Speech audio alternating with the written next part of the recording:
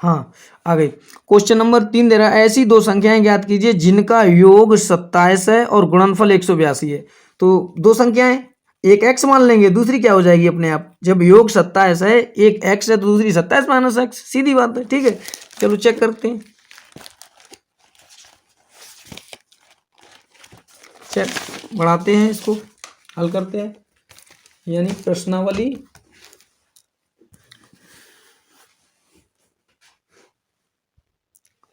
तो प्रश्नावली 4.2 है, 4.2 का तीसरा क्वेश्चन था। तीसरा क्वेश्चन क्या है, लिखा है ऐसी दो संख्याएं ज्ञात कीजिए जिनका योग 27 हो और गुणनफल 182। तो माना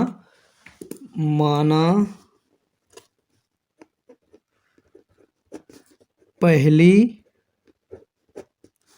संख्या बराबर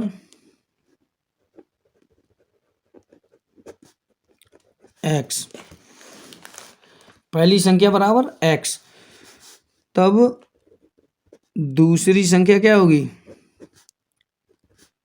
27 माइनस एक्स। जब दो संख्याओं का योग कितना है 27, उसमें से एक, यानी दो संख्या, हम बोले एक, दो लोगों के पास 20 रुपए हैं, एक के पास 10 है, दूसरे के पास 10 अपने आप होंगे, सीधी बात है, 10 में से 10 माइनस कर देंगे।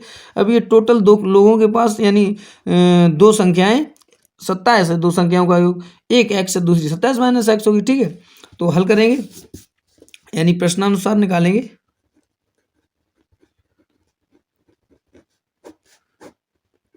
प्रश्नानुसार क्या बोलता है, बोलता है कि इन संख्याओं का योग 27 है, उनका गुणनफल 182। अब इनका गुणनफल यानी x इंटू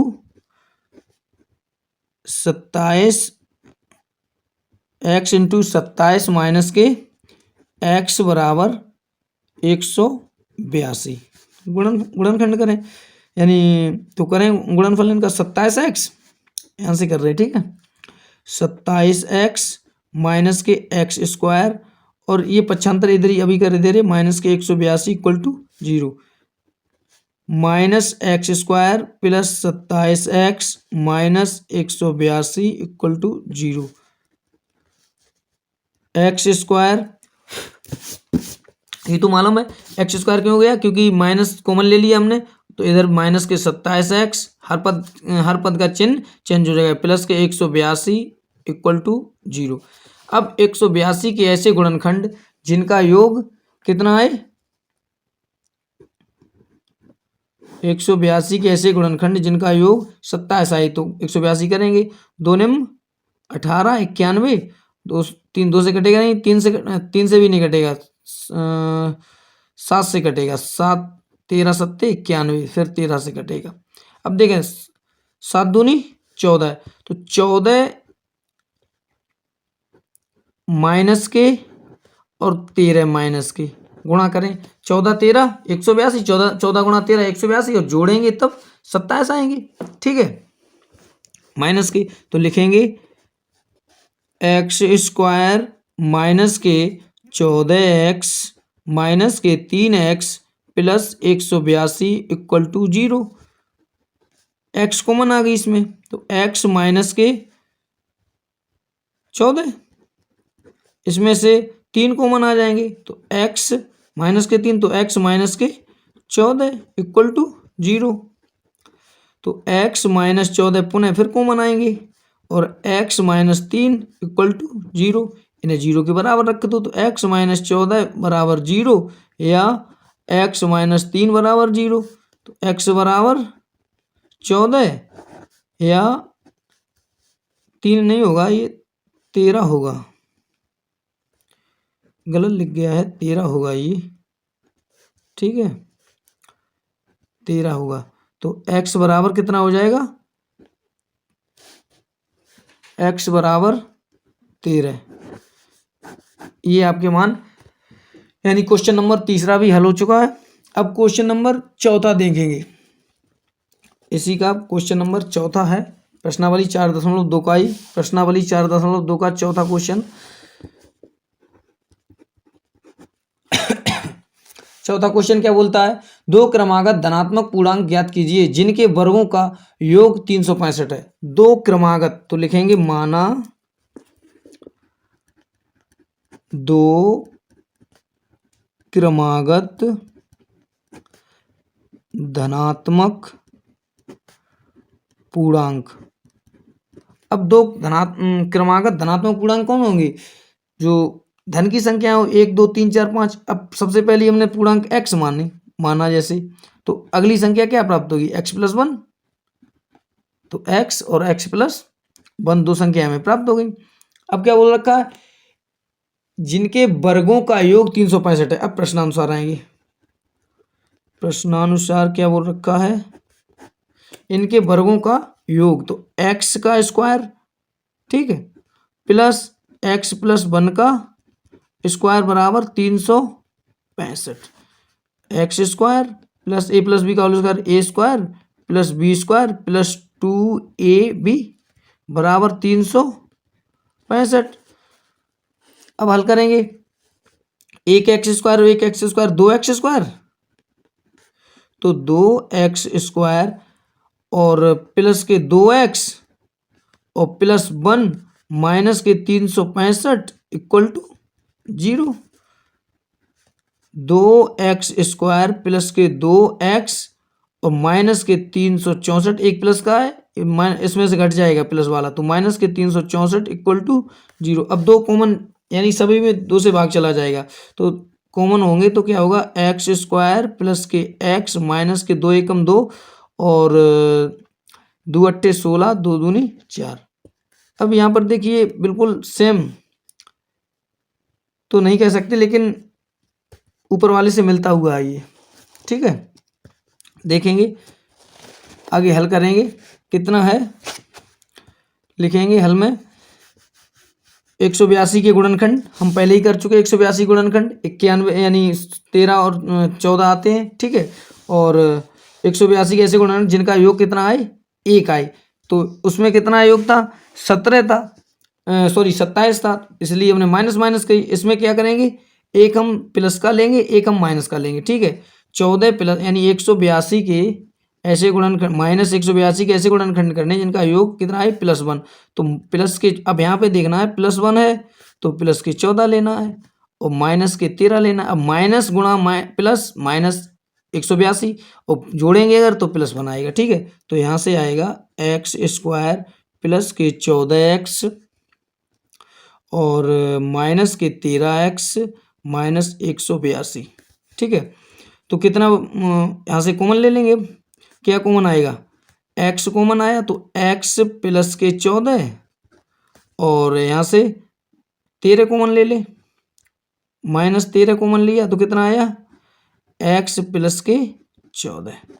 अब यहाँ पे हल कर रही है आगे, ठीक है। यहाँ से आ गया x प्लस 14 और माइनस 13 कॉमन लिया, x प्लस 14, ठीक है। अब यहाँ से हल कर रही है, तो इसमें देखें पुनः x प्लस 14 एक बार फिर कॉमन और x plus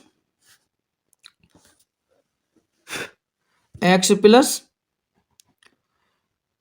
minus 13 equal to 0 लिखेंगे। x आगे लिखेंगे x प्लस 14 बराबर 0 या x माइनस 13 बराबर 0। तो x बराबर -14 या x बराबर 13। तो पहली संख्या आपकी कितनी हो जाएगी? पहली संख्या हो जाएगी 13 और दूसरी संख्या 13 में एक जोड़ देंगे 14। ये -14 तो नहीं, क्यों? चूंकि धनात्मक बोल रखा है, तो पहली संख्या बराबर 13 और दूसरी क्रमागत है दूसरी संख्या 13 प्लस 1 बराबर 14, ठीक। अब यहाँ पर चौथा क्वेश्चन भी समाप्त हो गया। अब पांचवें की ओर बढ़ते हैं। क्वेश्चन नंबर पांचवा क्वेश्चन बोल रहा है, देखते हैं किताब से ही। क्वेश्चन नंबर पांचवा बोल रहा है, एक समकोण त्रिभुज की ऊंचाई इसके आधार से 7 सेंटीमीटर कम है। एक समकोण त्रिभुज है, ठीक, इसकी ऊंचाई मान लीजिए x है, या इसका आधार हमने मानना x, ठीक है। ऊंचाई जो है आधार से 7 सेंटीमीटर कम है, तो x माइनस 7 हो जाएगी ये, ठीक है। एक बार फिर, एक समकोण त्रिभुज की ऊंचाई इसके आधार से 60 सेंटीमीटर, तो आधार हमारा x है, तो 7 सेंटीमीटर कम, तो x माइनस 7 हो जाएगा। कर्ण 13 है, ठीक है। तो इससे पाइथागोरस प्रमेय इसमें लगेगी। चलो देखेंगे, लिखेंगे सबसे पहले एक समकोण त्रिभुज बनाएंगे। ये x मान लिया हमने, ये x माइनस 7 हो जाएगी, ये 13 दे रखा है। लिखेंगे माना समकोण का आधार बराबर x और ऊंचाई बराबर कितनी हो जाएगी, तब ऊंचाई बराबर x माइनस 7 और कर्ण कितना दे रखा है, 13। तो लिखेंगे समकोण त्रिभुज, इसका नाम दे दो कोई, A B C. A B C में पाइथागोरस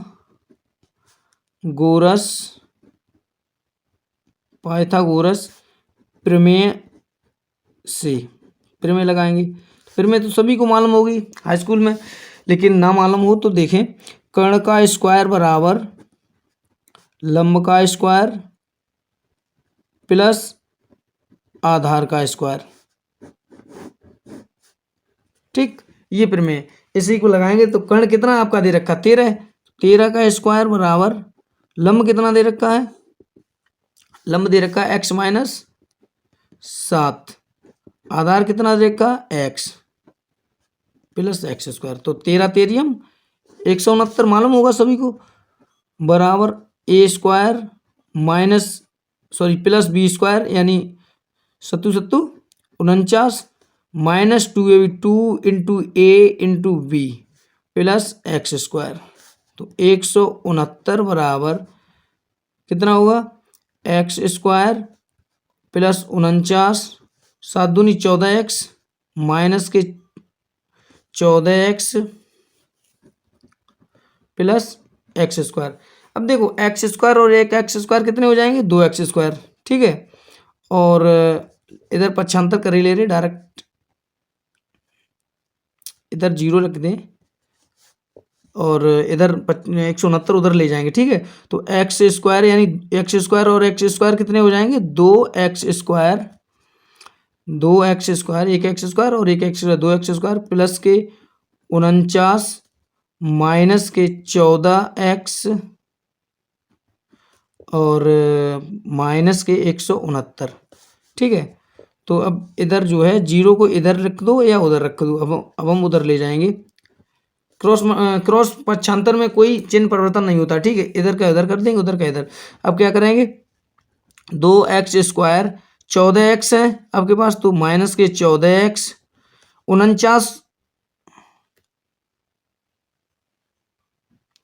49 जो है 49 और 169 ये घट जाएंगे, 9 में से 9 गए 0, चूंकि चिन्ह किसका आएगा, माइनस का, माइनस संख्या बड़ी है। और 6 में से 2 तो 120 बचेंगे इक्वल टू 0। 2 कॉमन आएंगे, लिखेंगे एक्स स्क्वायर माइनस के 7x माइनस के 60 इक्वल टू 0।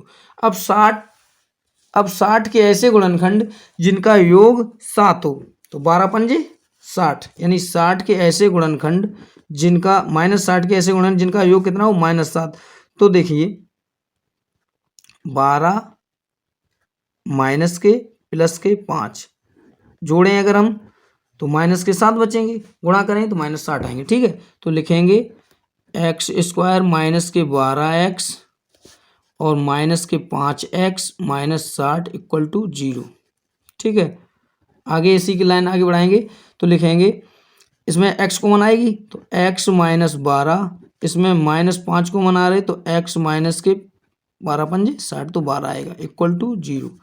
आगे x माइनस 12 पुनः कॉमन और x माइनस 5 बराबर 0।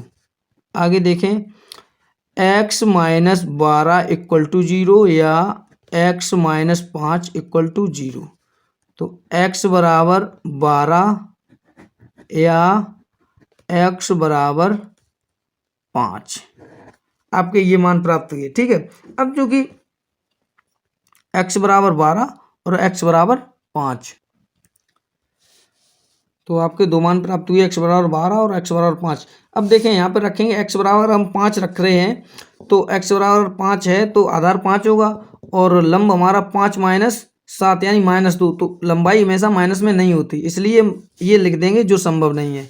ठीक है, 5 जो संभव नहीं है। क्यों? क्योंकि x की जगह पे हम 5 रखेंगे, 5 माइनस 7 करेंगे तो -2 आएंगे, तो -2 चूंकि लंबाई जो है माइनस में नहीं होती, इसलिए ये माइनस यहाँ पे x बराबर कितना लेंगे हम 12, x बराबर 12 लेंगे जब, तो आधार बराबर कितना आ जाएगा आपका, आधार बराबर आ जाएगा 12 सेंटीमीटर, या किसमें दे रखा है, जिसमें दे रखा है इकाई में, और 12 और आपका जो है लंब बराबर, यानी 12 में से 7 जाएंगे कितने बचेंगे 5, तो लंब कितना आ जाएगा 5। यही आपका आंसर है। ठीक है, अब क्वेश्चन आपका लास्ट रह गया है छठा। अब क्वेश्चन नंबर छठा रह गया है, ये भी क्वेश्चन भी मैंने एक कराया था आपका कुटीर उद्योग वाला, बिल्कुल वैसा ही सेम है, कुछ थोड़ा डिफरेंस है। सो देखें, लिखा है इसमें भी कुटीर उद्योग ही है, लेकिन इसमें कुछ संख्या में थोड़ा परिवर्तन है। देखें ध्यान से, समझ में आएगा। एक कुटीर उद्योग एक दिन में कुछ बर्तनों का निर्माण करता है। एक विशेष दिन यह देखा गया है कि प्रत्येक नग की निर्माण लागत रुपए में उस दिन के निर्माण किए गए बर्तनों की संख्या के दुगने से 3 अधिक है।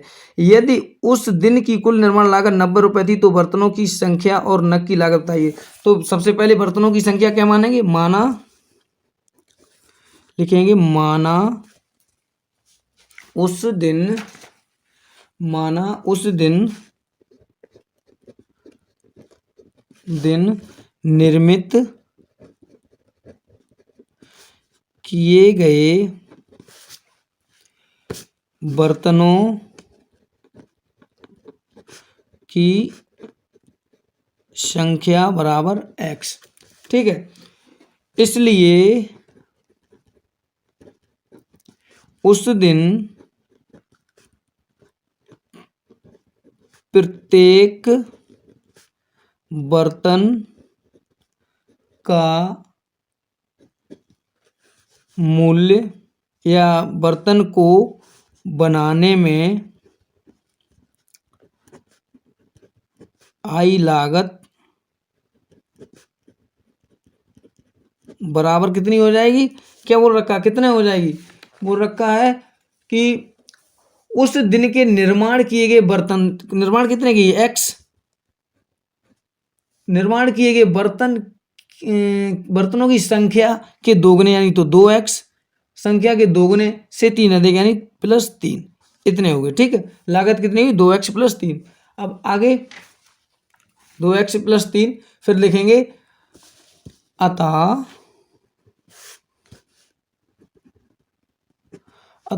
उस दिन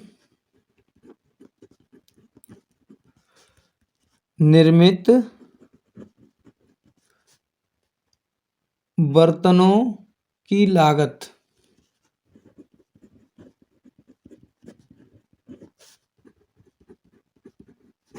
उस दिन निर्मित बर्तनों की लागत कितनी होगी, अब टोटल बर्तन कितने हैं x, एक बर्तन की लागत कितनी है 2x + 3, तो टोटल बर्तन की लागत होगी। ठीक है, अब प्रश्नानुसार आए, प्रश्नानुसार क्या बोलता है, टोटल बर्तन की लागत जो है कितनी है 90 रुपये। देखें निर्माण लागत 90 रुपये। ठीक है, 90 रुपये। अब वही समीकरण है, x का 2 में गुणा करेंगे तो 2x² प्लस के 3x बराबर 90। अब 90 के ऐसे गुणनखंड, 90 नहीं 182, 90 दूनी 180, 180 के ऐसे गुणनखंड जिनका योग कितना आए 3 आए, तो करेंगे। इधर साइड में हम इसका गुणनखंड के लिए एक साइड में 180 के गुणनखंड करेंगे। 180 के ऐसे गुणनखंड जिनका योग, तो 2 से काटेंगे 90, 2 से काटेंगे 45, फिर 3 से काटेंगे 15, फिर 3 से काटेंगे 5, फिर 5 से काटेंगे, तो कितना चाहिए 90 ऐसी, यानी 90 के ऐसे गुणनखंड जिनका योग 3 आए, तो 5 या 15, और इधर देखें 3 दूनी 6 दूनी 12, तो 15 और 12 कितना आता, ये प्लस के लें और ये माइनस के लें, ठीक है। चूंकि एक मिनट, अभी ये इसमें एक सोल्व करने को है। 2x² प्लस के 3x माइनस 90 इक्वल टू 0। अब माइनस 90 के गुणनखंड करेंगे तो 15 गुणा 12 करेंगे तो कितना आएगा 90, और जोड़ेंगे अगर जिन्हें तो +3 आएगा, ठीक है। तो ये हो जाएगा, लिखेंगे 2x² प्लस के 15x माइनस के 12x माइनस के 90 इक्वल टू 0। तो लिखेंगे आगे x, इसमें कॉमन क्या दिखाई पड़ रहा है आपको x, तो x कॉमन लेंगे तो 2x प्लस के 15, इसमें कितना कॉमन दिखाई पड़ रहा है माइनस के 6, 6 दूनी 12 तो 2x, और 6 का आगे 15 छिक्का 90, तो माइनस के माइनस माइनस प्लस के 15 इक्वल टू 0, ठीक है। अब आगे करें एक बार पुनः, 2x प्लस 15 कॉमन और x minus 6 common equal to 0, देखेंगे।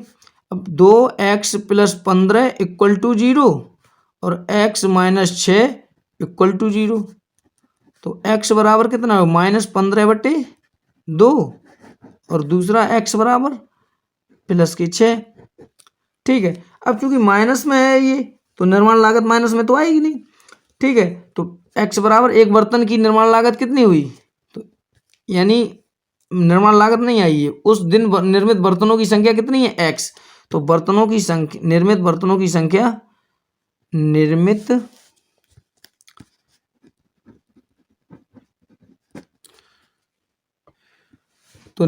बर्तनों की संख्या, निर्मित बर्तनों की संख्या बराबर 6, और उसके बाद क्या बोल रखा है, उस दिन प्रत्येक बर्तन को बनाने में लागत, तो कुल लागत कितनी हुई, कुल लागत एक बर्तन को बनाने में, ठीक है। यहां से लिखेंगे एक बर्तन, यहां से लिखेंगे एक बर्तन को बनाने में आई कुल लागत बराबर 2x प्लस 3 था, x बराबर कितना है 6, तो 2 गुणा 6 प्लस 3, 6 दूनी 12 3 15, तो एक बर्तन की निर्माण लागत कितनी आई 15 रुपये। इसी के साथ आपका चैप्टर 4.2 कंप्लीट होता है। सभी लोग